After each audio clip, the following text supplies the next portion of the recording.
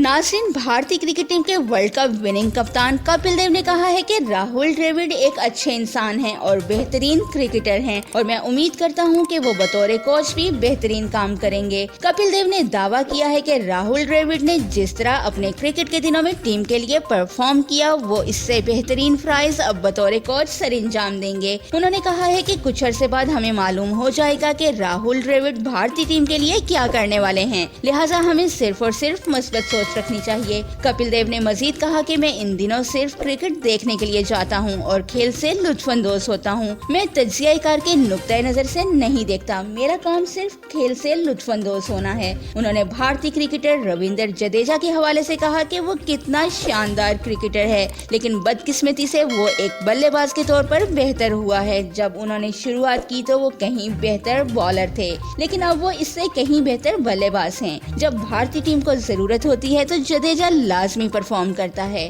नाज़रीन, क्रिकेट से मुतालिक मजीद खबरों और लाइव मैचेस की अपडेट्स के लिए हमारे चैनल को सब्सक्राइब करना और बेल आइकन को प्रेस करना मत भूलिएगा।